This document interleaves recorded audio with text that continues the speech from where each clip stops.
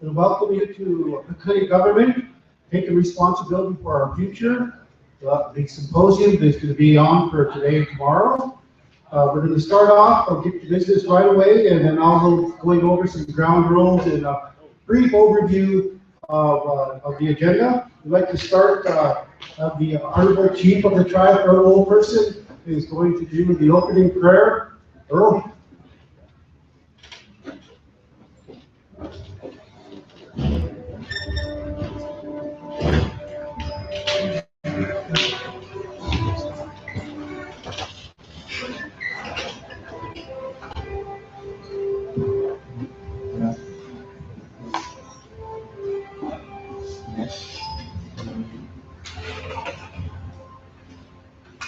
Okay, أنا بسجل فيديو. يكون كتابة بيسن. أنا كأني يصير وكأني كتمة يصير نحكي كتابة بيو. سكسس سكيمة. يستنون عوام التوتر كتابة بيسن. I said a few words in Gov't words to those who still understand Gov't.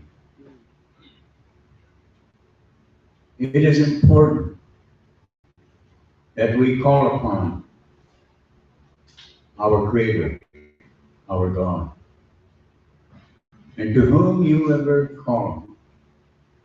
This is the time to call upon. We have some very trying times. We have people that are hurting today. They need help. This is where praying comes.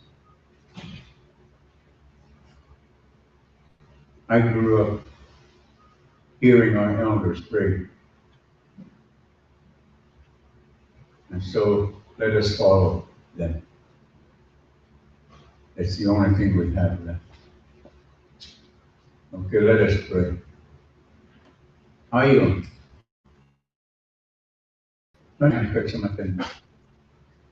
Ayo itsipataki. Gisto na isitin na. Hindi ka akin ito kamalisin. Ano kumantaki wa kay Kuinoko itong upatapis. Nakusan na next each stage ika to niya. Hindi ka akin sa pumapili pata. O kanagsago kitik siwa kitapi. Iyok ko sa nung pukamanitin.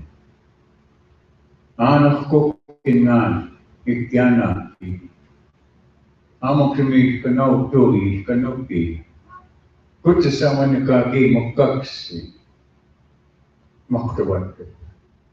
Kistuan na kita kansa makiki. Kistuan na kita gutumang. Ang pagyam kita yan si Kuyo. Nung kaya si Kuyo. Istapa piwan nung itawsin. Kakakisimanis. Itasa po. Kenes kaya nokstatin na. Nakukaksi po may ipotsisi. Ano kaksisi Kuyo? Auto moyes. Ito po inokwi.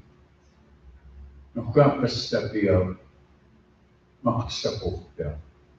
Maksasakit. Amas kahit ako manisto. Matapiwa. Sikit ka ko matapsakit siya. Nagsinikat siya. Our God and our Creator, we ask that you be with us this morning. We look to you to guide us and direct us this gathering that is taking place. This is a gathering that's going to be the future of our people here on the Black Nation. It's going to help direct our young people that are following. We ask that you will give us that knowledge, This body of people needs your help. Help us to find those ways to direct our people, to find those ways that's going to lead us. We still have some elders left. I ask that you'll put the hand on them. We have those who are sick, and they will be with us. And most of all, we have our children. We are they facing those very difficult times. But yet we still ask for that strength. And guide these leaders who are all here. Every one of the leaders here have a knowledge, they have understanding, they have experience. They are coming together with that knowledge. Help them, direct them, so that we may find something that we can look to follow, which will be our God. We ask it in your name.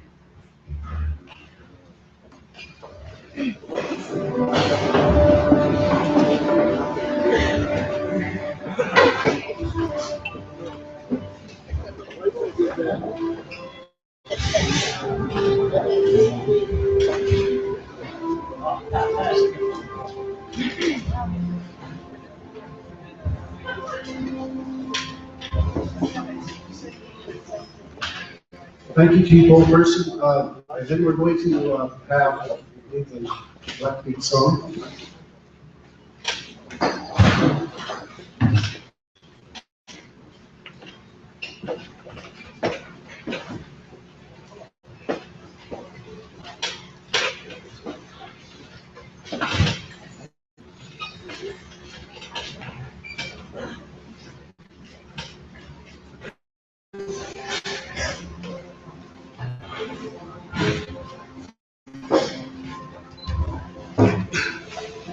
Again, I'm going to sing a song that I've heard the four elders sing. Back in 19, I emceed the Heartbeat Christmas Holiday Club. There was a time when these four individuals got up, they sang a song.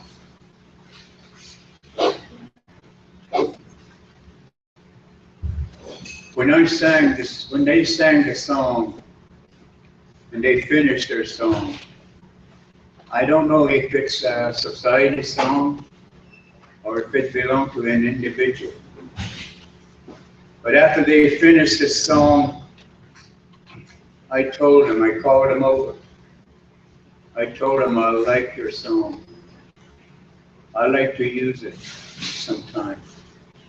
Right now, they told me it's your song. You use it anytime you want. And that was Joe Runnington, Sam Spotted, Louis Redhead Sr., and they used a young man, Charlie Weasel, as their help. This is the song. I use it occasionally. This is the song I'm going to use for you. And I'm going to dedicate it to all of you at this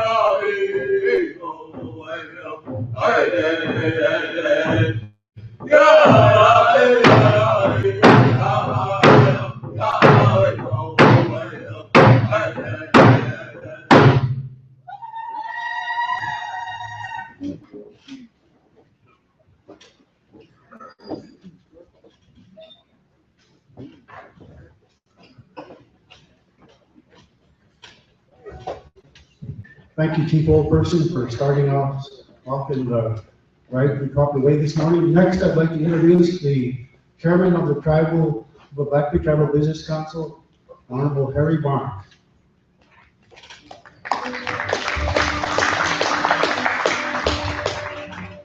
Thank you, George, and thank you, Chief Oldperson, for the prayer. We always need to understand our ways are a spiritual way, and we need to always have that. I would like to acknowledge my fellow council members that are here.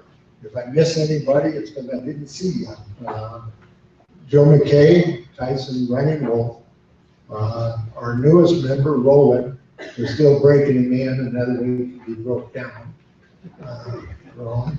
I'd also like to acknowledge all the former council members. I see a bunch of them in here. I thank you for your past service. I thank you for your engagement, your ongoing, continuing engagement in issues of concern to the Blackfeet people.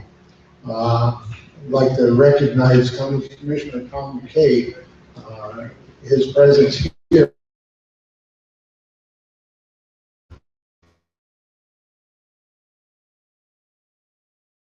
The tribal member that's been engaged to thank Dr. Kidd, who's co-sponsor. Without your service, we may not be here, or we may be here in an entirely different way. George handed out some Symposium ground rules, and I have to acknowledge a couple of changes already was made in that. So if you want to note these changes on your rules, we got and that is the respect manner of additionals. No pulling, no eye gouging, no spitting, but most importantly, no snubbies. I do want to say here, it's a very important matter. It is an auspicious occasion, but it's one that's absolutely positively necessary. We all can agree that this Constitution that was given to us is not applicable. Right? But this is all we have right now, folks, until we take it upon ourselves to correct it and improve it, to put ourselves as a tribal people in today's age. It you look at it historically, why did they give us this? It was really so that they could just deal with one identity. They didn't want to deal with the people who said no. They wanted to deal with just one group and not a whole bunch of individuals who might say no. Look around the world, even today, the United States is still engaged in applying poor government to good people. Look at the people in Afghanistan, a tribal people, not unlike ourselves, made up of clans. So what does the United States do? Let's shoehorn you into a centralized government that's foreign to you, but we think it'll fit. And we only want to give billions of dollars to just one group. Then look what they turned around and did. They got pallet loads of $100 bills so they could hand out to the tribal leaders. They found out that centralized fit as well as they hoped. And so there's still nation building, but where they ask for decentralized state governments run operation, you see that's gone almost by the wayside, as there's a difference between state rights and federal rights. Our obligation, my obligation, as a council member, as a chairman, is to bring forward to the people a news change.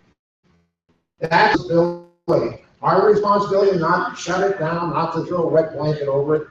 Our responsibility is to bring it back to the people to vote. It's the people's choice. It's not anybody on the councils. It's not even the council's job collectively to say this is how we should operate. It should be the people.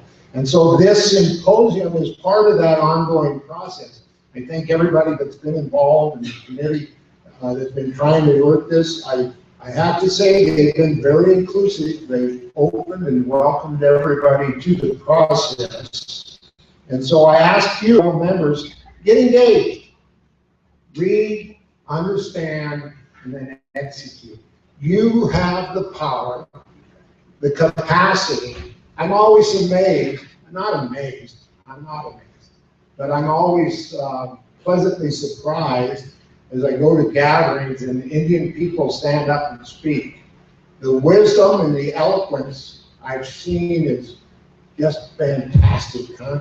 With our Blackfeet people, young and old, the wisdom shown. So we have the wisdom, folks, we have the capacity, we have the intelligence, all contained right here within the Blackfeet people. What we need to do is come forth with a new way of doing business. We always do what we've always done, we'll always get what we've always got. We've been the victims of colonization, and now we've accepted those lessons of colonization. It doesn't have to be this way, folks. It really needs to be changed, and we look to you, the members, for that change. Thank you, welcome everybody for being here. Thank you for being here. And let's have a good symposium.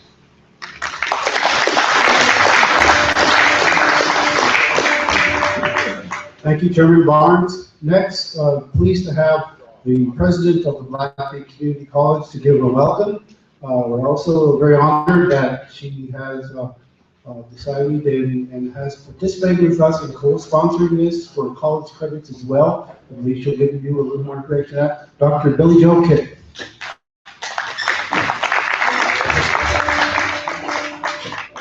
Good morning.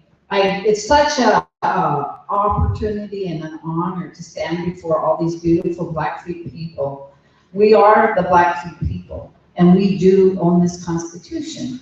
And so when it came to me by Mr. Mckay to get involved with BCC and the Constitution Symposium, I was very excited and honored that he included us. He asked, one of the concerns is, what is BCC's role? BCC has a huge role in the Constitution. We're an educational institution. We're a higher educational institution. You all have entrusted that we will inform you and we will guide you and we will help processes towards change and towards the betterment of our community. And so the Constitution is that. And so through critical critical discourse through education at BCC. We're excited to be a part of this symposium. And we've offered classes, Dr. Cornell, we have a certified Native Nations trainer at BC, and we've offered Native Nations training over the years. And so we're excited about that. We're excited that you're here. It's time now, you know, we open everything with prayer, we open everything with song. But where does that say, or where does that state in our Constitution? It doesn't, because guess what? We weren't a part of the Constitution when it was presented to us. If you look at the prototype for the Constitution, it's the United States Constitution. So the United States Constitution mentions only one race in the Constitution. Do you know what that is? It's savages. It mentions the Indian people as savages. This is what we had to buy into. Now's the time. Now's the time to be educated. Now's the time to move against being savages in the Constitution and have ownership and pride and movement of our own Constitution. Define it with language, define it with prayer, define it with those things that are critical to us. And it's that ownership that makes a Constitution alive. It gives it breath, it gives it life. People have often said, you know, the Indians, they live on the reservation, they don't take care of their houses, they live in low rent. Well, nobody ever asked people what we wanted our houses to look like. So the ownership in our houses, if I got to choose where my door faced, if I got to choose my cupboards, if I got to choose my flooring, I would have ownership in them. And that would make a change in how we respect our home. The same is true for the Constitution. Today, you have an opportunity to have ownership. You have an opportunity to pick the windows, and pick the door, and pick the floor, and pick the base. And that's critical. We need to do that. It is our time, and it is our time now. And so change is always hard. We always want to hang on to that which we don't know. For Indian people, change has been quickly. It's been 500 years. Hurry up and change, hurry up and change. And for Indian people, change has always been equitable to something damaging, something hurtful. Don't speak your language. Don't practice your religion. Don't do your custom. This change is one that's embedded for us. This change is one that we have control of. And as always, we're going to have fear. But the time is now. So I'm so happy that this is happening. I'm so excited about the empowerment of our people. We now can be invested in that law, in that critical element that defines us as Black people. We don't have to agree on it. We can have critical, educated discourse about it. That's important. It's not all the same. We're not all the same. But what we do know is we love this nation, we love this land, and we want to define it. So I encourage you all to take in the 2 days of the symposium. BCC will have a panel tomorrow. We are offering CEUs back there. We are right now, I'm going to do my commercial for BCC. We are recruiting and registering people. BCC has 4-year programs now. Stop down and see us. And I want to welcome you, I want to bless you, and I want to honor you today as we move through this symposium. Thank you.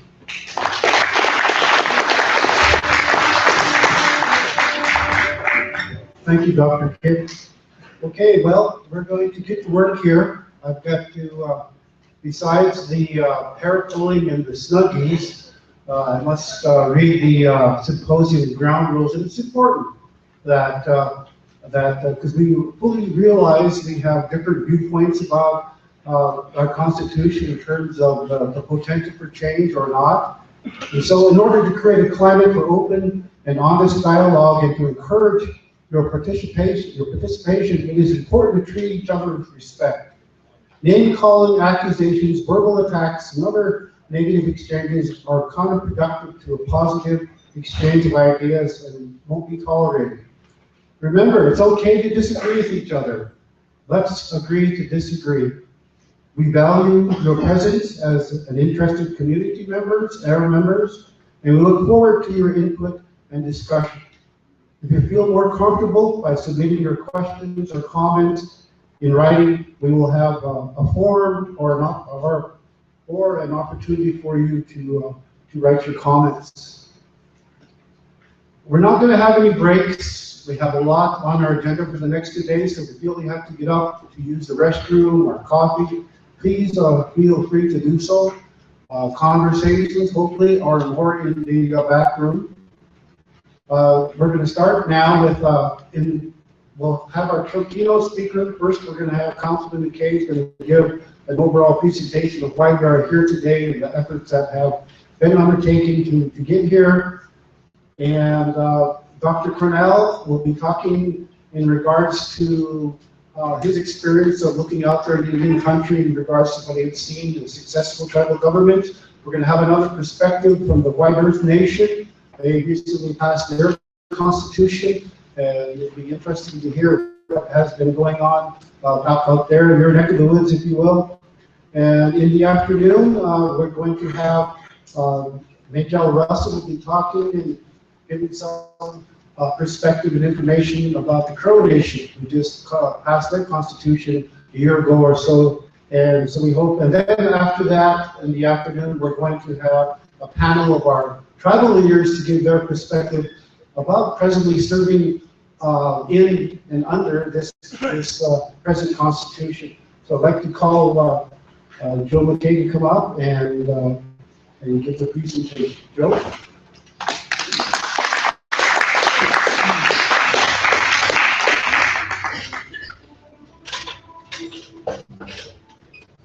Well, good morning. Okay, so I honestly can't tell you how overwhelmed I am looking out here this morning.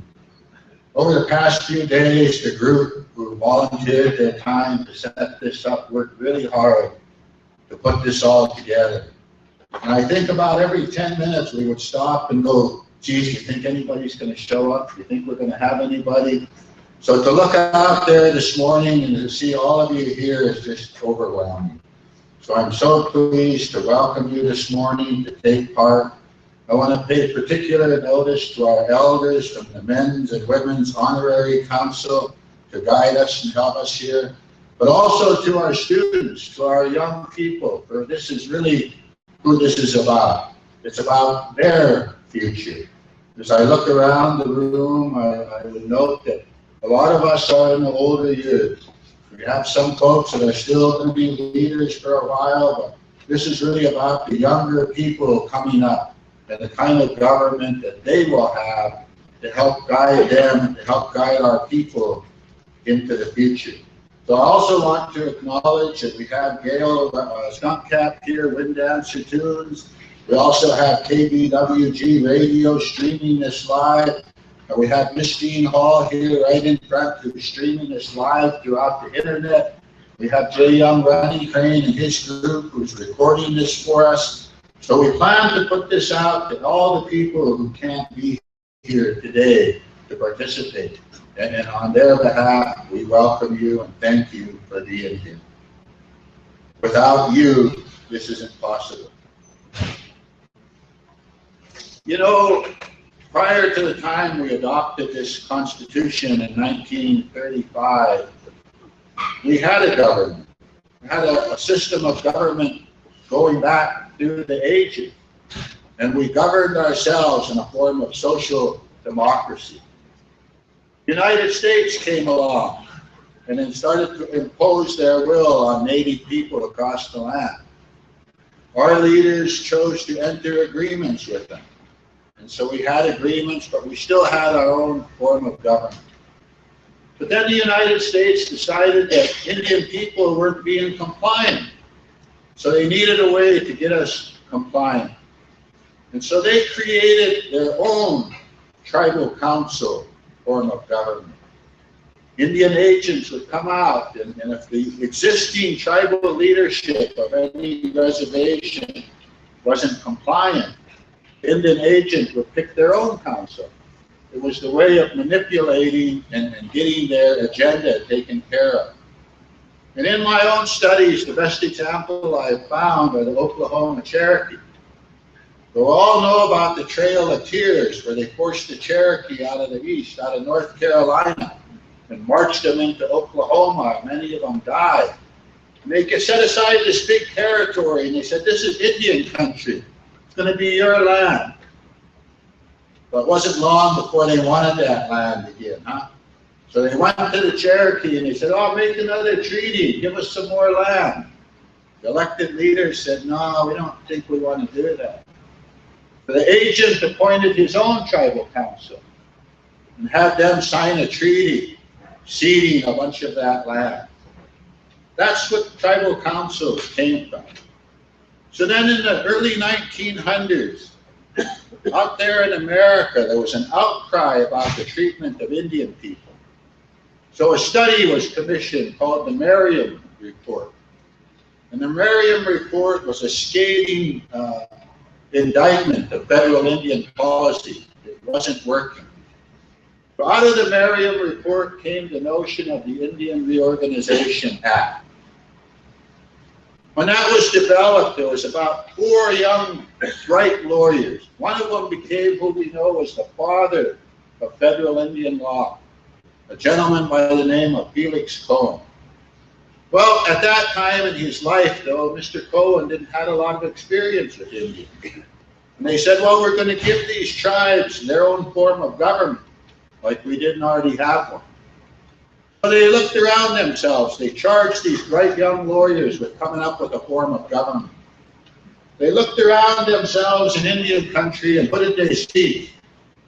They saw the tribal council form of government that they had given us. They couldn't look beyond that into our past, into the cultural past of each tribe to see what their government really was. And so when they set out to draft these constitutions that we have today, there was about 4 of them. They were boilerplate, meaning they all had the same language. And each tribe maybe tweaked them just a little bit, but then we adopted them. And that gave us the tribal council system that we have today. Now, when we adopted our constitution back in 1935, 884 members voted for it, and 157 members voted against it. Now, when they presented that to the people, they said, here's why you should do it. Number 1, it's going to give you free government. You're going to be able to control your own government. Number 2, it's going to help you save your land base. And number 3, it's going to provide a credit, a revolving credit program for you. As we moved forward, we learned that it wasn't self-government at all. If you spent any time looking at our existing constitution, the powers of the council are limited by the federal government. You either have to get approved by the BIA or reviewed by the BIA. And so the federal government still maintained control over us through these constitutions. A few years, or a year later or so, we adopted a tribal charter. When we adopted the charter, 737 people voted for it, 301 voted against it. So those were the basic documents of our tribe during the early years. After 1935, we made 11 amendments to the Blackfeet Constitution. Of those amendments, all but 2 dealt with just elections, how we elect ourselves, and how the council's made up. Only one of them dealt with the power of the council. And through that, in 1964, we adopted this thing called the Plan of Operations. So that today our government consists of our Constitution, our Charter, and our Plan of Operations. When we adopted the plan, we didn't break up the power of the council, and so we went forward. We changed to 4-year staggered terms. I bet a bunch of us voted for that or supported it, but you really didn't turn out to vote. And we went, oh, 4-year staggered terms is going to give us stability. We went to 4-year staggered terms in 1998. Is there anybody in this room that thinks it's given us stability? We didn't accomplish what we wanted to do with that. So when we did that, though, I think what's important and interesting, someone just mentioned it to me. I believe the elder Al Rivas mentioned it to me earlier. When we voted on that in 1998, the government, now this is what we're going to deal with going forward. They said this is a secretarial election because we, the government, are going to run it. And because we're going to run it, it's a federal election. And therefore you have to register to vote. So they sent out registration slips to all tribal members. Back then, about 15,000 of us. And you had to send in your registration slip in order to get a ballot. Of all the registrations that were sent out, actually there was 10,742 members who were 18 or over. Of all of those people, only 1,821 registered to vote. That became the pool against the 1/3 requirement that's going to be measured. So then when we voted, they sent out ballots. Only 871 people voted in that election. 871. That's only about 27% of the total voters, and only about 8% of those that vote in the tribal election. Of those that voted in that election, 593 voted for the change, and 240 voted against it.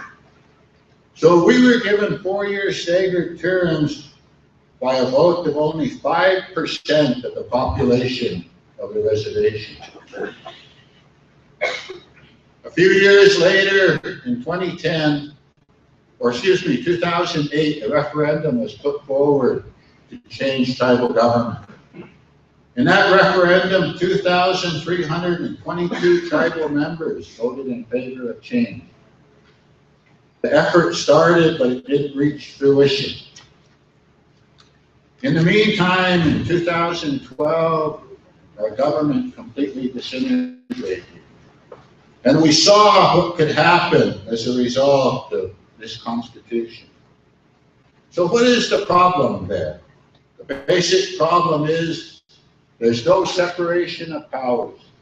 All the power lies in the tribal council. All the legislative power, all the administrative power, and all the judicial power. So when that conflict came and the sides went to the court said, we can't get involved. Under the Constitution, that's up only to the council. We can't review the actions of the council. So we were left without a remedy. There was no place to go to resolve that dispute about the power of the council. So that's our goal here, is to create a system where we have a separation of power. That brings me to a point that I wanted to get to this morning. So just for a moment, I want to pause. There was a gentleman who devoted his life to this effort. He withstood a lot of criticism from a lot of different people.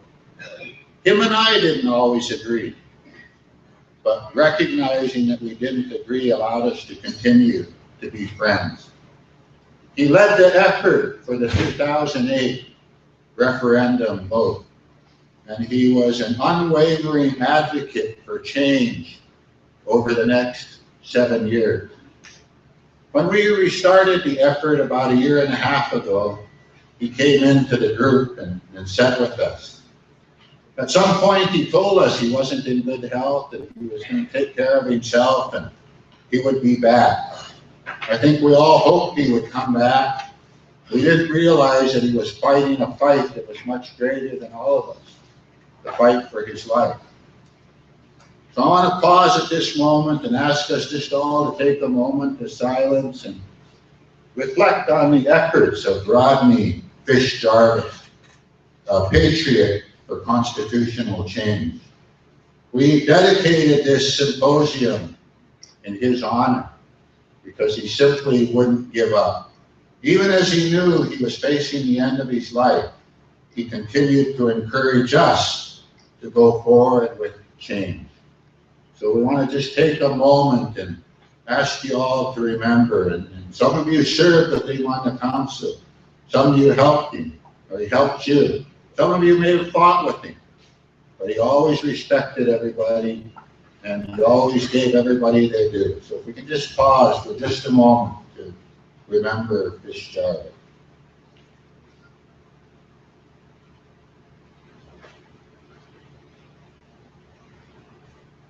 Before I finish up, I just want to acknowledge that we have Cheryl and family members with us here today. If you get a chance, just say hello to them and offer them the encouragement. They need it. We've lost so many of our people in the last few months. It's difficult, but I guess that's always the lesson, is that life goes on for the rest of us. So a year and a half ago, the group started meeting. We've met every week almost for the last year and a half. Our meetings have been open to everybody. Back in the spring of last year, we decided to make an effort to see if the people still wanted change. So we had the opinion survey vote. And the outcome of that was that people reaffirmed their desire for change. And that brings us to where we are today. But this symposium is not about us, it's for you, the Blackfeet Nation, and the people of the Blackfeet Nation. It's to help us educate ourselves and to each other. And for, at the end of the day, when it's over tomorrow, for you to give us some feedback about going forward, because we are going to go forward. The federal government may have given us this document and given us this system of government, but it's time for us to take responsibility for our future. It's time that we, the Upstapi Pikuni Band and Sitsikai Ichitapi, step up and chart our own course in our own life. For these children, these young adults, young leaders over here and throughout the room, who will live to carry out what we're about to do. I encourage you all to come forward. We will go back to meeting again. You're all welcome to come to our meetings and to have input. But we as a group have decided that we're going to reach a point where we will present to the council for their approval to transmit to the government or vote by the people a proposed new form of Pikuni government. Thank you.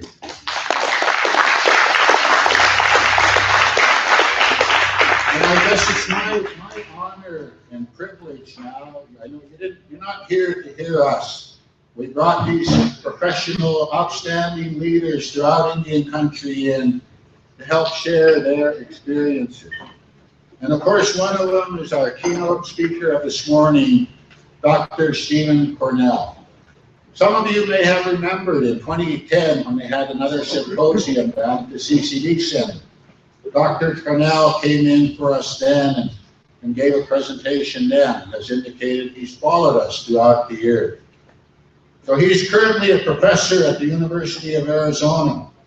He's the co-founder and co-director of the Harvard Project on American Indian Economic Development at Harvard University, where he still serves in that capacity. He's worked with many Native tribes over the years on self-determination, governments, and development issues. And we are honored to have him among us today. Please give a warm welcome to Dr. Cornell.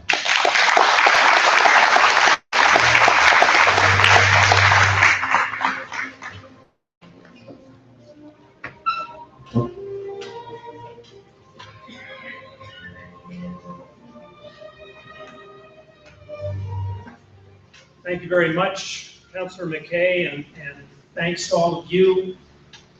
I'm humbled by the invitation to be here with you. I'm not an Indigenous person, and the opportunity to come and speak with the first people of this land, I consider an honor, and I very much appreciate it. I also want to thank Chief Goldperson for your prayer and your wisdom this morning. Dr. Kipp for the support of this, Chairman Barnes for what you had to say, and Councilor Mckay, and also George Heavyrunner for conversations last night and for what we've been talking about this morning. I also just want to, along with all of you, honor the memory of Rodney Jarvis. I first met Fish probably 15 years ago or more at a conference, I can't remember anymore where it was. He wanted to talk about rebuilding the Blackfeet Nation. And we sat down and had a conversation, and then it was Fish and Virgil Edwards and some others who asked me to come up in 2010, and still working on that agenda. And so I just join you in honoring his spirit, which is here today.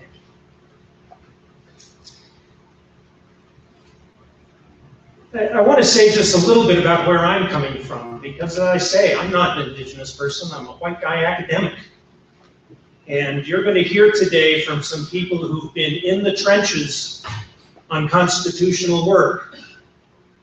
Jill Doerfler, who's a professor at the University of Minnesota at Duluth, and who's been part of a long effort by her own people, the White Earth people, to reform their constitution. She's been in the trenches. She's going to tell you about that. Majel Russell, who is here, who's worked with the Crow tribe for a long time on these kinds of issues.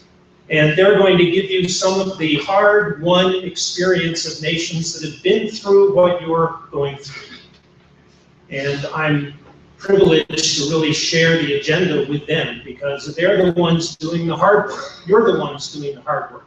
My job is to study what's happening out there and see if we can learn something that's useful to the leaders of Indigenous nations.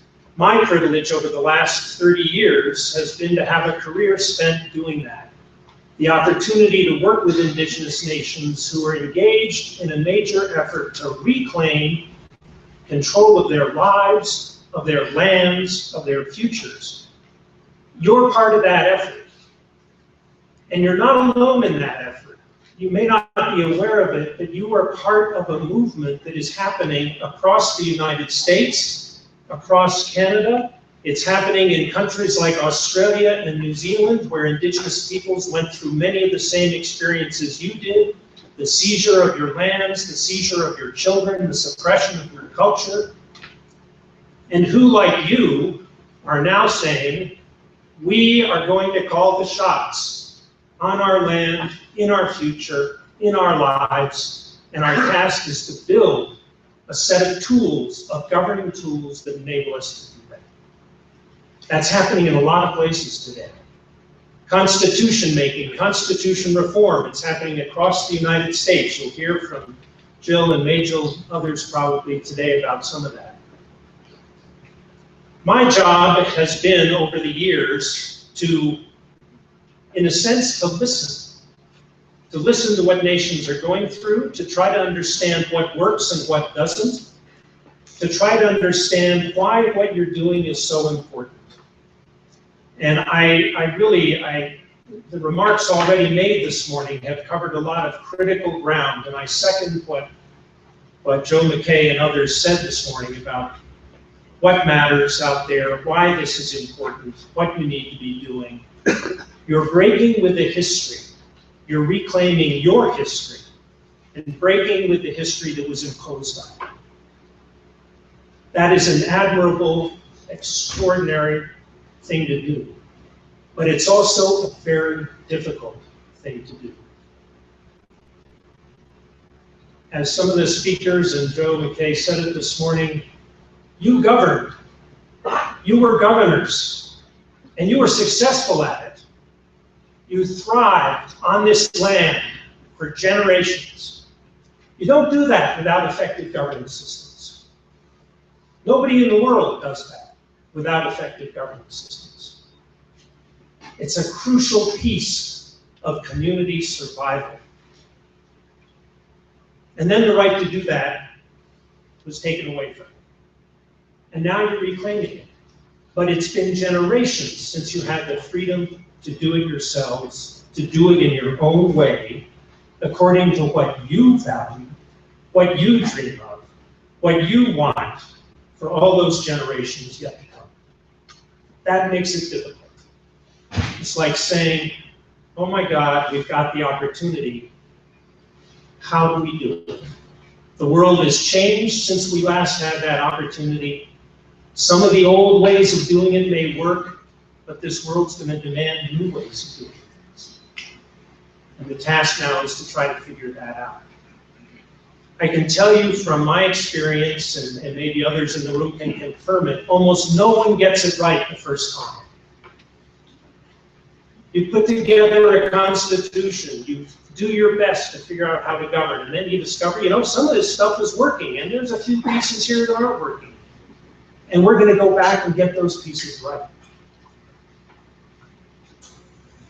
So I think my job this morning is to try to give you kind of an overview of government, economy, constitutions, and how they fit together. I've got a lot of ground to cover. I'll try to get through it all. I'm going to take the slides that I'll be showing you. I'm going to leave those with Huggy Edwards and Joe Mckay and others, so that if people want to look at them, they can see them later. There's a lot of information here. It's been a little difficult to know what would be most useful to you. So I'm going to cover a lot of ground, and hopefully we'll have a little time for some questions. But governance matters. It matters in everything you do. And what I want to start with is talking a little bit about government. And what is tribal government? What's the purpose of it? What's it for? Over the years, I think a lot of people have gotten the impression that tribal government is just there to solve your problem. Or it's there to hand out what a colleague of mine calls the goodies: jobs, houses, healthcare, money, whatever it might be. And I think the US government has encouraged that. They set up a system in which that's the primary function of tribal councils. Go get a grant from the feds and just decide how to use it. Decide who to hire. Decide what project to do. That's a very limited notion of what a government is, or what government is for. And we need a greater notion of government, of tribal government, and what it can do. Because tribal government is just a tool. It's not the nation. It's not everything.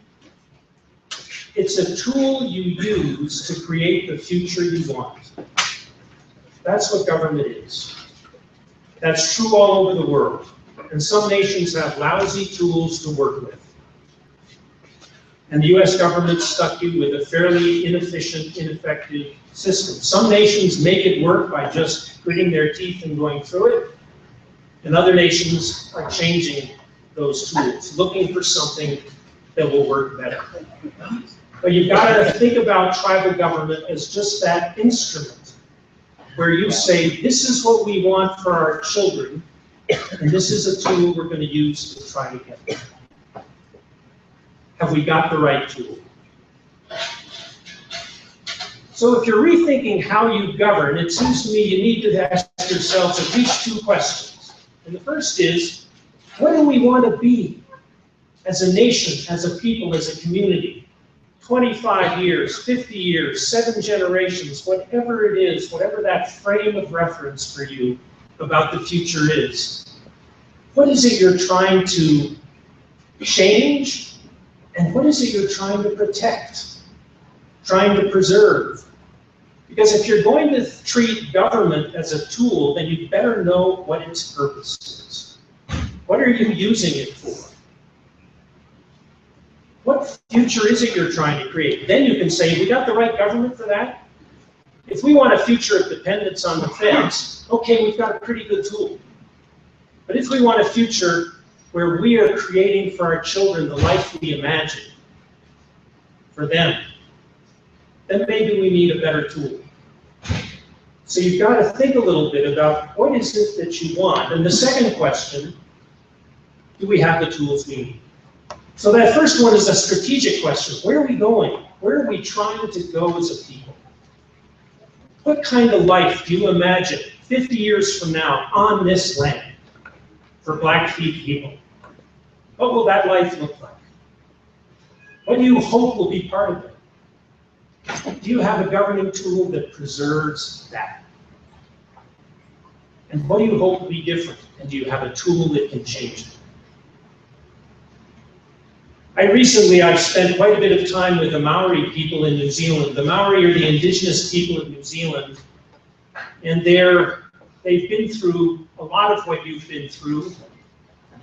Discovery, supposedly, by some European explorer, James Cook, and then an influx of Europeans who took their land, suppressed their language, forced them onto tiny postage stamp spaces, put them through the kinds of experiences that you've had as a people.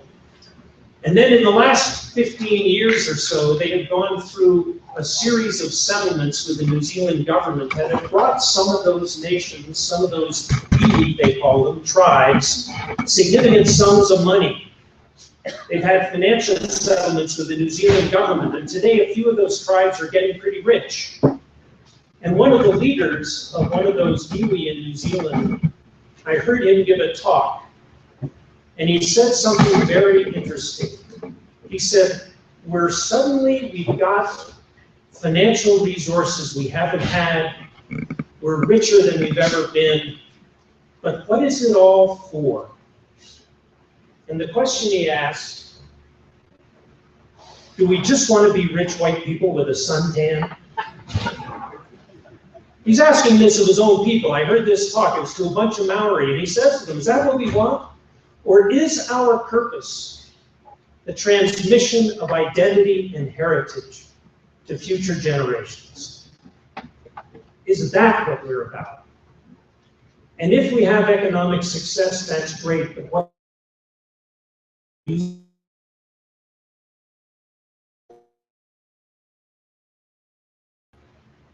we're just all going to be rich so that 100 years from now they speak Maori here on Maori land. And they control what happens on that land. I think that's a pretty good set of questions for people to think about. I had an experience not too long ago. There's an organization in New Mexico called the Leadership Institute. And it's an organization put together by the Pueblos of New Mexico. And it's for training high school students in the leadership skills necessary to manage self-determined nations, their own nations. And they bring together high school students from the Pueblos of New Mexico and a few Apaches and Navajos as well for 2 or 3 weeks of intensive discussion. And they asked me if I would come and speak to a group of these high school students. There are about 25 of them, 17-year-olds. From these various Indian nations. And I asked them 2 questions in the course of that morning that I spent with them. And the first question was, when you have children your age, when you've got 17-year-olds, what do you hope will be different about your community? And I gave them a few minutes to write some things down.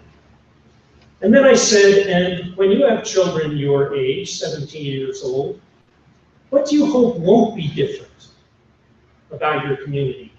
And the answers to the first question, what do you hope will be different, were kind of predictable. They hope there'd be jobs, they hope there'd be more programs for kids, they hope the school curriculum would deal with their issues and not just someone else's issues. A lot of those were fairly predictable. What I found really interesting was their answers to the question, what do you hope won't be different? So here are a couple of the answers that we got. Yeah. This woman said, I want my children to be able to take part in our ceremonies the way I do and understand them. Okay. I want them to speak our language. Another one of these young people said, who was herself a fluent speaker of her nation's language. I thought this one was interesting. A young woman said, I love the fact that I can enter any house in our village and feel safe. I hope my daughter feels that way. And then there was a young man who was sitting there, he hadn't said anything. A number of these pueblos are located along the Rio Grande River, and they use the Rio Grande to grow, these are agricultural communities. to grow vegetables and things like that, and they use some of the water of the Rio Grande in ceremony. And I saw this young man writing something down. He hadn't spoken, and I said, I saw you write something down. What did you say? I hope the Rio Grande still flows forever. You know, I looked at these 4 statements. I wish I'd written down the others. I was writing as fast as I could as these kids spoke. But I looked at those 4 statements, and I thought, if you put those up on the walls of the council chamber, and you said, okay, everybody, this is what it's about. Ceremony, language, public safety, the rivers that sustain us. When we make decisions in the council meeting this afternoon, let's remember, if it gets us closer to that, it's a good decision. And if it doesn't, why are we doing it? 17-year-olds. Maybe we don't ask 17-year-olds often enough what future they want. I thought it was a very powerful way of thinking about what is it you're trying to be. So if you know what you want, then the next question is, do you have the governing tools to get you there? And in many cases, not in all cases, governing, as Joe Mckay pointed out, were of their own design. But not only that, they're not actually very effective mechanisms of government. And I don't think this is a surprise. Nobody thought you needed real governments in the 1930s. They thought you'd disappear. You're going to assimilate. You'll be gone. What do you need a government for? Okay, somebody's got to plan the powwow. Great, have a tribal council. Oh, and we need someone to sign those oil leases. Oh, okay, have a tribal council. They couldn't imagine that 50 years on, you would be negotiating with Fortune 500 corporations, trying to navigate relationships with states, with the United States, with other indigenous nations, maybe taking control of a school system, running it to serve your future, trying to figure out how to develop, how to create jobs, how to make it possible for your citizens to live productive, satisfying lives here on this land. It goes beyond their imagination. And you proved them all wrong, but you're still stuck with these governments that came out of that way of thinking. So it's an inadequate set of tools for what it is you're trying to do. What does the typical IRA government look like? As Joe said, council controls everything, runs everything. Anybody with a problem, go to council. Council's overwhelmed. I sometimes I've been in a few council meetings, and I look at the agenda and I listen to the discussion, and I wonder, how does anyone do this job? You're responsible for everything. It's kind of impossible. Courts and businesses get politicized. The nation's strategic vision gets neglected because, hey, we got today's crisis. And there's 6 of them, and there'll be more tomorrow. It's a tough way to run a nation. And it has some unfortunate results. We asked some people about counselor jobs, and you'd think that counselors, who are the nation's legislature, would spend time and energy on things like what I've put up here. I'm making this up. But thinking about the long-term future of the nation, passing laws that support that future, protecting the nation's assets, building the nation's capacity to do things, creating a place that provides opportunities for citizens, and so forth. But over the years, we've asked a lot of tribal counselors, what's your job like really? And here are a few of the answers we get. They keep an eye on everything and everybody to make sure our businesses are run right. People want me to be a policeman. I'm expected to be the ultimate judge, decide everything. I'm a one-person complaint department. Is that news to any counselors here? I'm supposed to solve everyone's problems. I'm supposed to give everyone a job. I'm Mr. Fix-It. If something's broke, I've got to fix it. and everyone thinks I'm a walking ATM machine.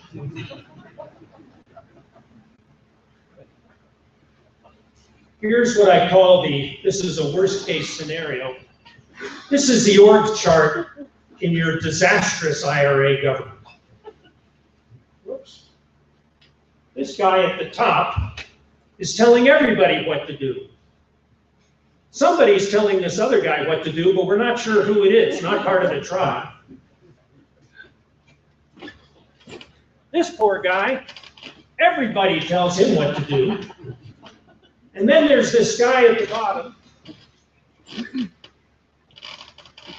Nobody tells him what to do. He's probably the janitor at the offices. He's been showing up for the last 43 years. No one's sure who hired him or how it happened. And the only person telling the person at the top what to do turns out to be probably his grandmother down here on the lower left. He's got the only arrow that goes all the way around to the top. But these are the kinds of things that happen when you have governments like these. And the results are really unfortunate. You get an internal culture of entitlement. I call it everybody listens to radio station WIIFM. What's in it for me? People lose trust in government. There's turnover in leadership. People keep hoping they can find somebody, anybody who can make this crazy system work. And yet it's tough to make a crazy system work. And sovereignty becomes meaningless because you're unable to pursue your goals effectively. That's been the consequence of the United States government in the 1930s, how to build a future. And that's what's got to change. And so what's happening is we're seeing nations across the country who are realizing it's time to move to something better. And I want to emphasize to you, I know you and other nations, and all of us, by other nations, not just American Indian nations, the United States, all of us, we want to put a lot of faith in choosing the right leaders. But you've got to give leaders a system to work with that can actually function and that actually serves the needs of the people. We're right to look for the right leaders, but if that's what you limit yourself to, if we could just find the right person, everything would change. You're barking up the wrong tree. Because if that leader arrives in a dysfunctional system that has the weight of the last few generations behind it, and all kinds of people who benefit from dysfunction, your best leader is going to have a hell of a time changing that. Give that leader a system that is fair and effective and that reflects your values, and then you're going to see actually get some things done. That's why I emphasize changing the governing system. Yes, we need to pick the right leaders. All of us do. And all societies in the world sometimes make mistakes. And when you pick the wrong leader, the question is, do you have a system that can survive that? Are you protected from your own mistakes in choosing leaders by a system that actually works? That's why we pay attention to systems, to the institutions of government themselves. So what's the job of government? I know some of you may have trouble reading this from the back of the room. I'll run through it. The task of government is to create an environment of stable, fair, and effective rules that reflect the nation's culture, support its goals, and that invite citizens and outsiders to invest in the nation's future. Are your best young people staying here and working for the future, or are they leaving? If they're leaving, then something's wrong in your governing system. You want everyone to say, I'm going to take a bet on the future right here and make it go. And that's the task of government, to put those kinds of rules in place. And rules, they supply answers to questions like these. How's the nation organized politically? Is it a set of clans? Is it a set of districts? Is it just one big group? How do you organize the political life of the nation? Who has what rights and authority? What are our responsibilities to each other? Citizenship in a nation isn't just about what I can get from the nation. Unfortunately, we've reduced it to that. Citizenship is also about what you give to the nation. Your obligation to contribute to the future of your people. A constitution can help answer those kinds of questions. How do we make decisions as a nation? What does that process look like? And when we disagree, how do we settle disputes so that we don't tear each other apart every time we disagree? Every society has disagreements. What distinguishes successful societies from the non-successful ones is in part how you deal with those disagreements. Whether you let them immobilize you and rip each other to pieces, or you find ways to say, we disagree, but we agree on one thing. This is about our future. Let's find a way to work together in spite of the fact that we disagree about some things. Do you have a system that can help you do that? That can step in the middle of conflict and help get to that point beyond conflict? And how do we change the rules by which we govern when we think they need to be changed? So that your governing system can evolve to meet the challenge you face. Where are these rules? Some of them are in your own values and protocols. Some of them are maybe in treaties. It varies from nation to nation. Some are in a constitution, in the laws passed by the nation, codes. And some, yes, are in requirements that outsiders set. The US government says you have to do this. Well, if you don't have a choice, you don't have a choice. That becomes one of the rules, okay? But you want the rules to be, to the largest extent possible, your rules, not theirs. When they're your rules, your people believe in them and support them. When they're someone else's rules, rip them off, disregard them, whatever. We didn't make them up. That's where disrespect of government comes from. Why are the rules important? Tell everyone how things are done here, how decisions get made. They tell people what your rights and responsibilities are. And hopefully they persuade you to invest time and energy and ideas. And if you have it, maybe money in the future of your people. Because you know what those rules are. And good rules, that means they don't change after every election. You don't have a tribal government where people wonder if their jobs are secure because we just had an upheaval in the election and everybody's uncertain what the rules are. And they're not only stable, but they're fair. It doesn't matter who you voted for or who your relatives are, you're treated the same because you're a citizen of this nation. And you deserve that from your government. And they're effective, they can get the job done. And they match your ideas about how authority should be organized. Who should what? Should council be doing everything? Or should you go back to what we've seen across North America in indigenous governments before Europeans, where there were authorities and roles for different groups of people? These are the people who do this. Oh, you've got that goes to the medicine people. Oh, that's women's business. This, oh no, that's not their business. You talk to them. Some of the people in this area call it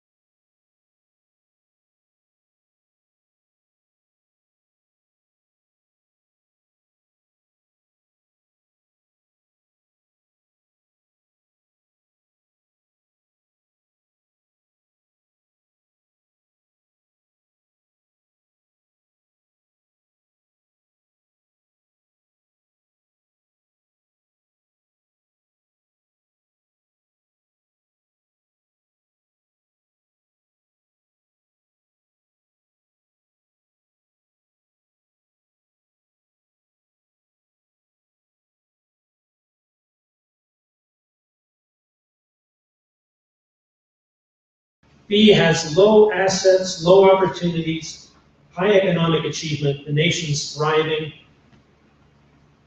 And here's why. Nation A has those assets and opportunities, but no strategic direction, which means haphazard decision-making. There's no vision there guiding their decisions to say, should we do this cooperative agreement with some corporation? Shall we go into this business? Shall we buy this piece of land? There's no overriding strategic vision that says, does this advance our vision or not? And if not, why do it? The absence of that vision means no consistency in decisions. Our problem here is we've got a messiah complex. I said, what's a messiah complex? He said, it's the belief that someday the Ford Motor Company or someone's going to show up here with 500 jobs and save us. And he said, we're gradually realizing, ain't nobody going to show up here and save us. We got to do this ourselves. But in Nation A, it was that search for the big hit, the big home run. Where's the billionaire? Where's the Microsoft? Where's the outfit that's going to say, oh, we want to build our next big factory with you guys? You might get lucky and it could happen, but it's a bit like the lottery. Your chances are. And Nation B, well, and the result is they had an unstable, politicized, ineffective government. The people didn't support it and had trouble pursuing their goals. Nation B, with few assets and opportunities, clear strategic direction, which meant consistency in decision-making, a united nation that said, here's how we're going to deal with this situation. They've built an economy piece by piece. Well, we got this piece, that's a start. What do we do next? We got this piece, that's a start. Can we get some of our citizens into small businesses so our dollars don't leave the rest? Okay, let's figure out how we can encourage that. That's a start. We're gradually building an economy, and it's ours. A stable, less politicized, more effective government with the support of the people, a foundation for the nation's goals. In short, governance matters. If you're not paying attention to your governance system, don't expect economic development to take off. And it's not just a lesson from Indian country, it's a lesson across the world.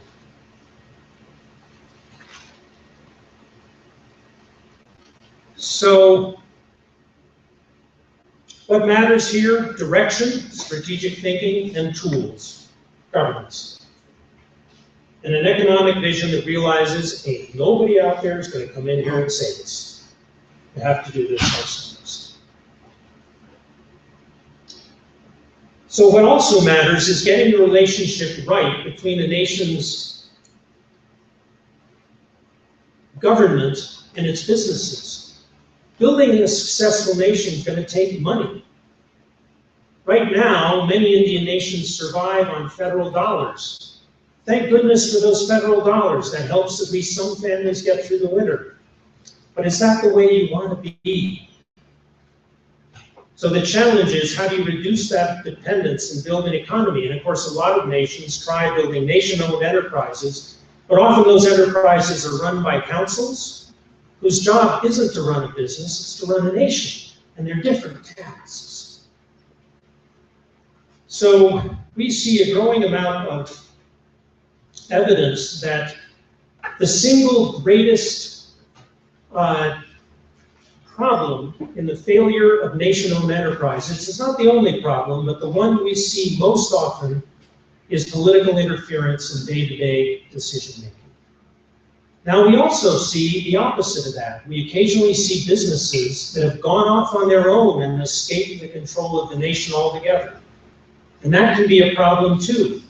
There's a nation I've worked with in the Midwestern United States who did very well in the gaming industry because they were close to a large population. And when they went into gaming in the aftermath of IGRA, the Indian Gaming Regulatory Act, what they did was they said, we need to get into gaming and we're going to use the profits to revitalize our language, buy back land that was taken from us, get our kids into universities, support the agenda of the people.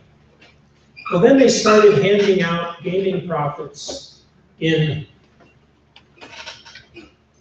per capita payments. Well, that was good. A lot of people needed that money. But people got pretty attached to those per capita payments, and what they really wanted was a bigger per capita payment. Well, eventually a guy showed up who ran for office on a very simple political ticket.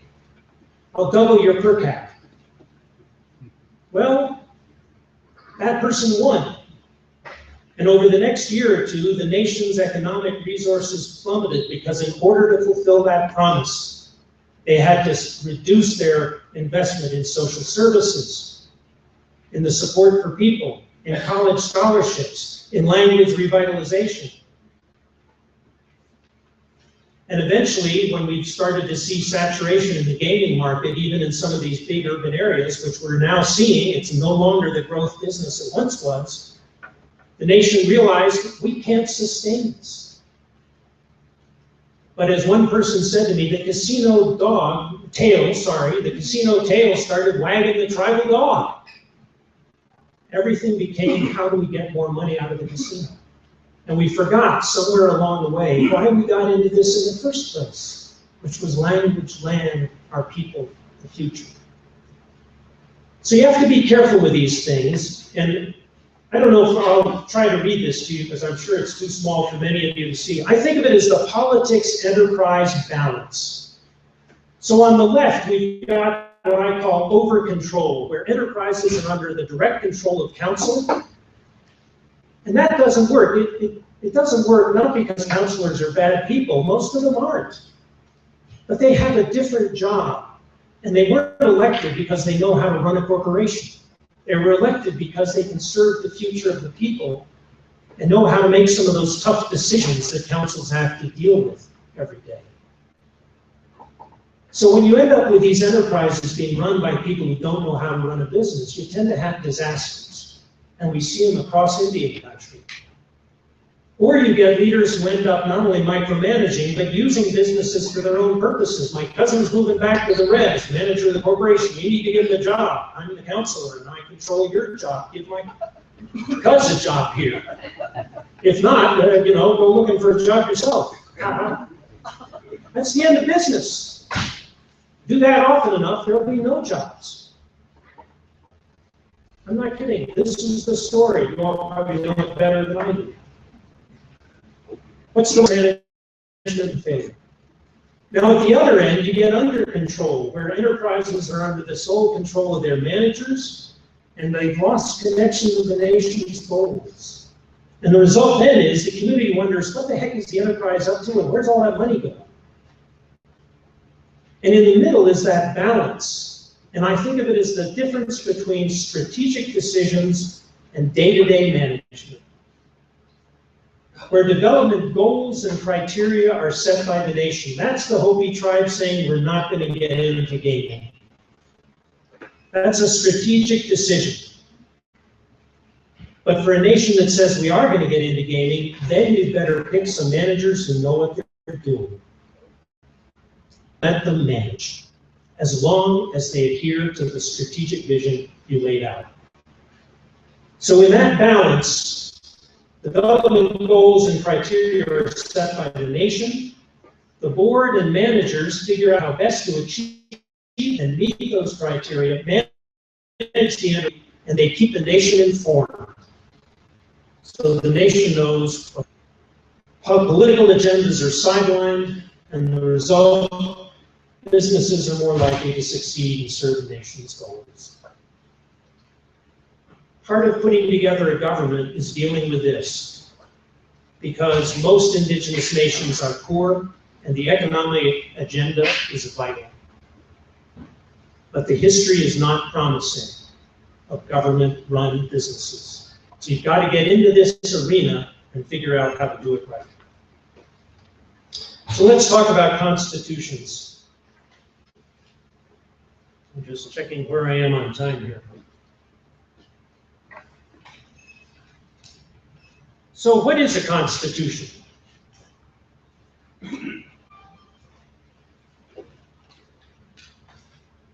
It indicates how you're organized as a political body. It's not everything of the nation. but it tells the world and your own people, here's how we go about getting things done as a nation. It lays out the most basic features of your government and the rules by which you intend to govern yourselves. And it answers these questions that I raised earlier. We've seen these before. Who has what rights and authority? What are our responsibilities to each other? How do we make decisions? How do we resolve disputes? How can we change the rules and so forth? So is a constitution a Western idea? I once had a guy from a Southern California res say, oh, constitutions are just a Western idea. I said, no, your own culture was a constitution. It had a set of rules in it.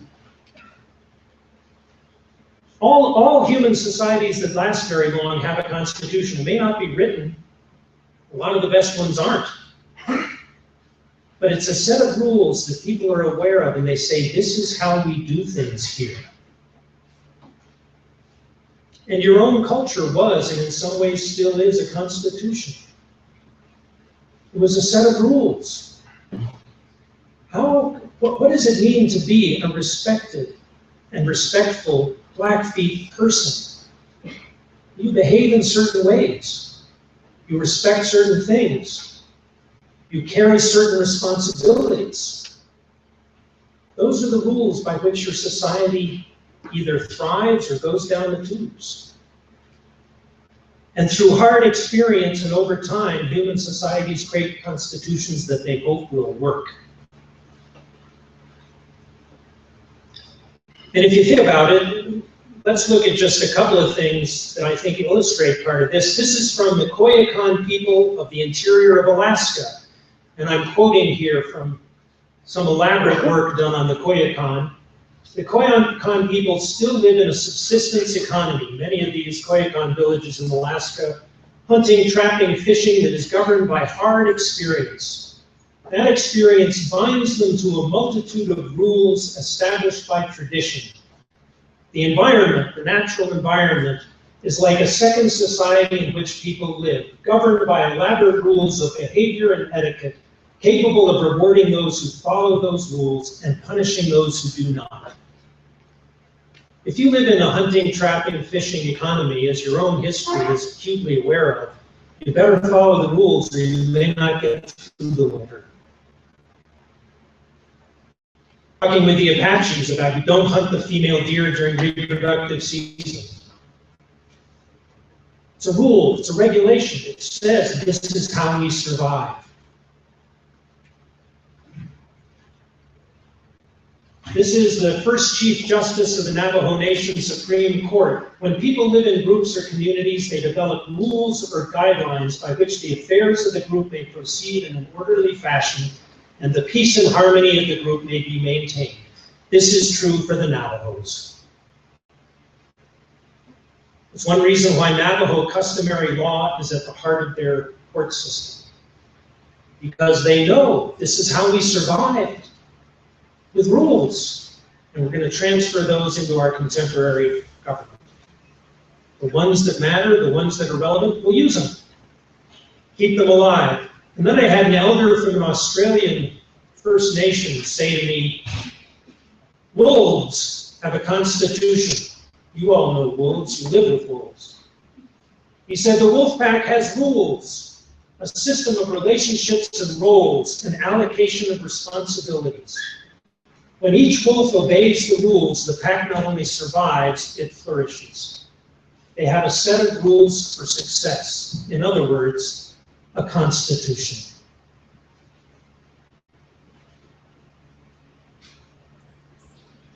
So here are examples of some of the constitutions we've seen in Indian country. We follow the IRA model. Now, I hope by now, if you didn't already know it years ago, you recognize the IRA model ain't a great constitution for 90% of the people that have it.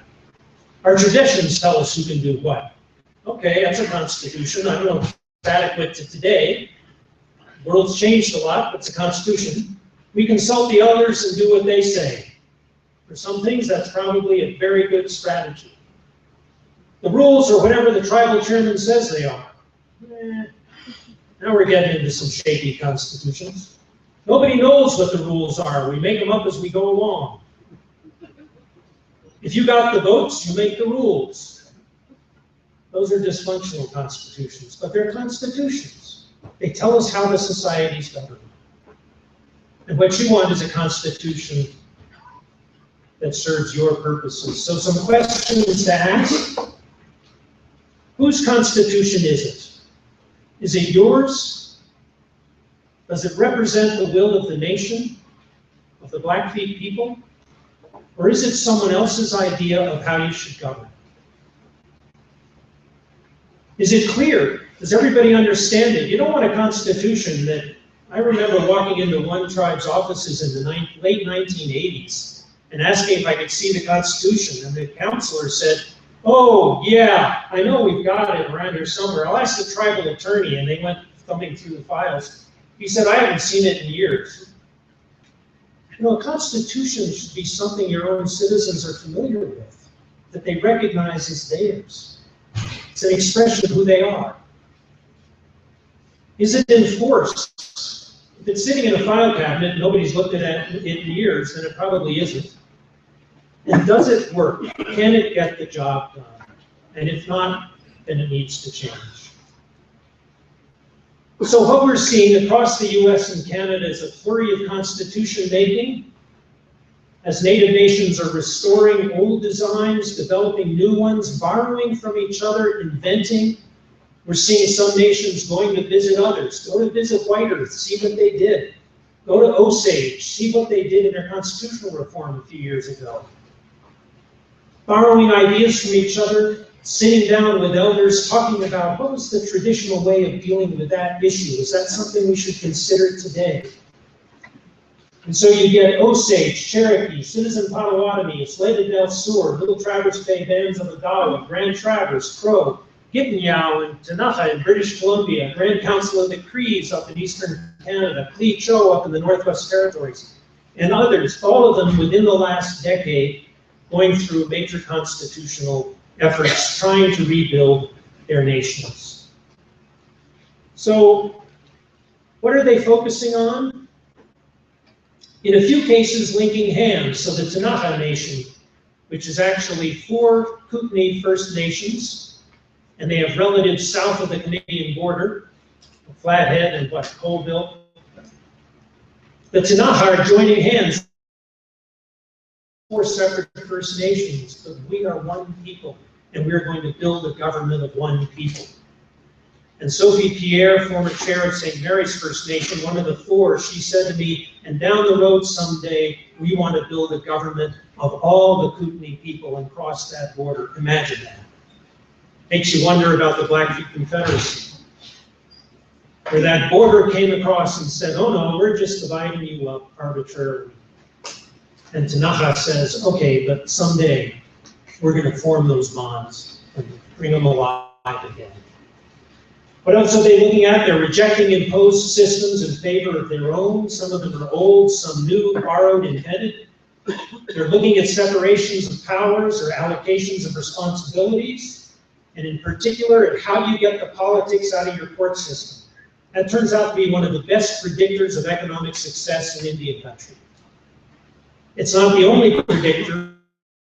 Say, does council control your court, or is the court independent of politicians? If they say it's independent, I'll predict their chances of sustainable economic just went up dramatically. And we have evidence from the Harvard Project research that shows it. Getting politics out of day-to-day business, the rule of law, people know what the rules are, they're stable, they're enforced. Election transitions, a huge problem for many tribes, or the upheavals that follow election. How do you get consistency and stability across those moments, and incorporating indigenous values and protocols into the system of government?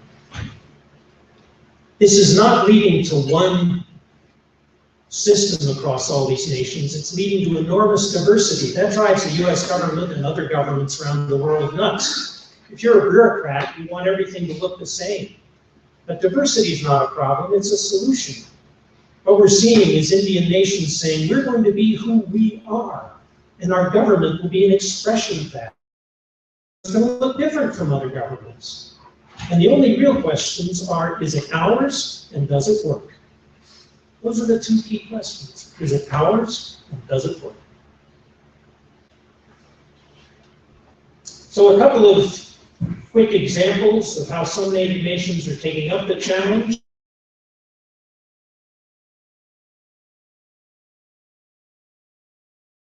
Don't work that well, I think. I think most Navajos would say that. But one thing Navajo has done a beautiful job of is creating a strong and independent court system. It's a massive court system. It's a very big nation of about 250,000 people. It has a court system that is innovative, it's politically independent, and it relies on both Western judicial practices and Navajo tradition. So you have trial courts, you have peacemaker forums, which is the traditional Navajo way of settling disputes. It's not about winners versus losers, who won in court. Instead, it's about how do we restore a relationship of harmony among the parties in this dispute, so that the community can come together again. And that's the peacemaker system, and it is right there in the middle of the Navajo court system. They rely on Navajo customary law.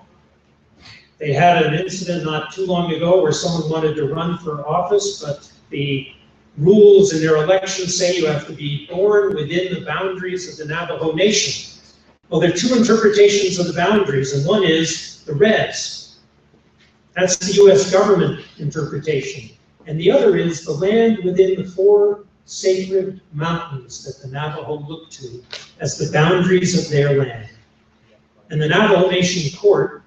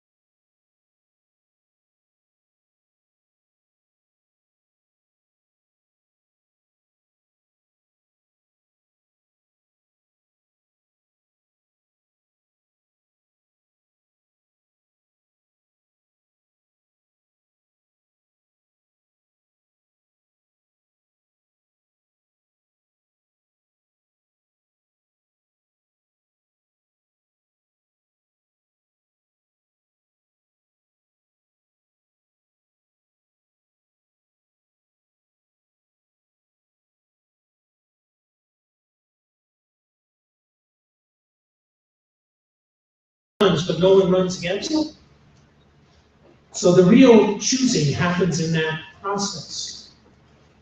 And we talked to one of these young people. It was a young man, maybe 36, 37 years old. He said, oh, when they come and talk to you, they're not giving you any power.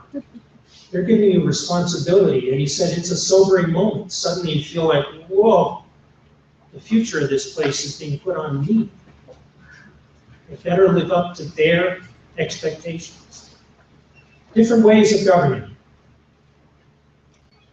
Citizen Potawatomi Nation, they've got a powerful independent court system that sends that message that everyone, citizen or not, will be dealt with fairly without consideration of who you voted for or who your relatives are. It's a major reason why they're one of the most economically successful tribes in the country.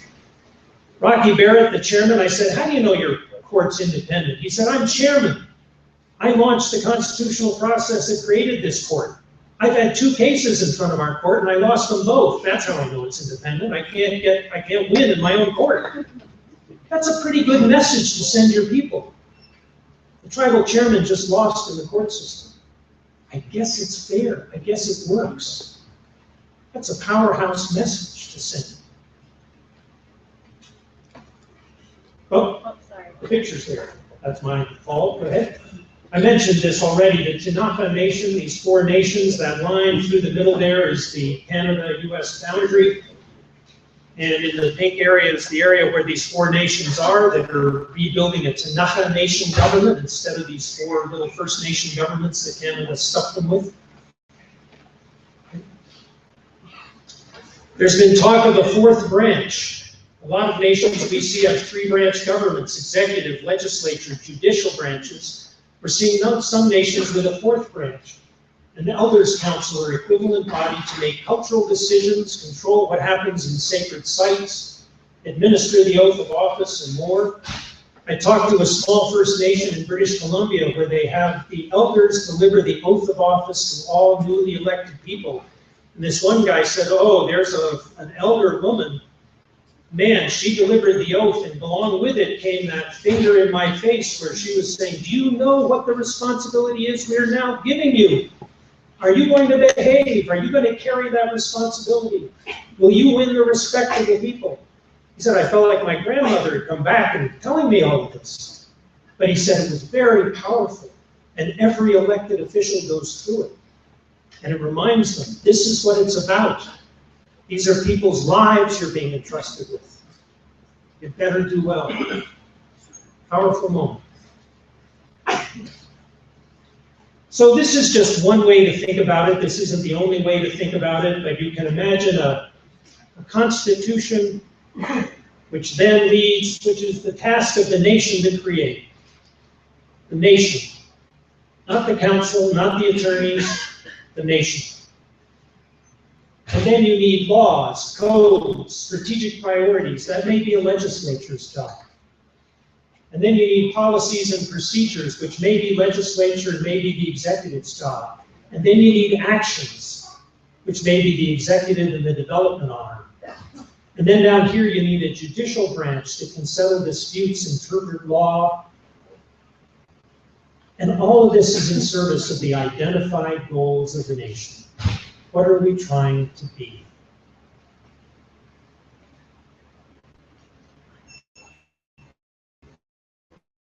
Another way to think about it as circles is the nation is the biggest circle, all of you. And your constitution and your culture, that set of rules that you've agreed on that govern how you do things. And then you have a government, that instrument, that tool you're using. And only then your enterprises, your programs, your services. This is Joe Fliesaway, tribal court judge. He's Wallapai, tribal court judge for a number of nations in the Southwest. A nation's laws and constitution are the deepest expression of its culture. They say what we value and how we intend to get along and hold ourselves together as a people. This is what you're doing. That's what you're trying to put together in these 2 days and over the next months. It's going to be a difficult work. There'll be disagreements and all the rest of it. I don't know anything more important for you to be doing. This is the future of a nation. We've done some work with a small pueblo that originated along the Rio Grande River, and in the late 1600s, during the war between the Spaniards and the Pueblos, when the Pueblos drove the Spaniards out of New Mexico, the Pueblo of Isleta del Sur was forced to run south with the Spaniards and ended up in what is now El Paso. They've been in El Paso for more than 300 years. In the city of El Paso, the city grew up around them. And today they've preserved their way of life, their culture, their ideas, their sense of who they are as a people over 300 years in a growing American city. And they undertook constitution reform and remaking their government some years ago. And we did some work with them. I wasn't involved, but my colleagues, Joan Zamichi from Hopi and Joe Culp, were involved with them. And Joan and Joe told me the story of one of their meetings where one of them said, you know, we're still here because of the ancestors. For 300 years, our ancestors did what it took for us to survive. And here we are trying to figure out what the next 300 years will look like. And he said, let's just remember one thing. 100 years from now, we will be the ancestors. What do they say about us? And I'll leave you with that thought. I've taken a long time. Thanks for your attention and for your interest and for letting me be here to talk to you. I much appreciate it.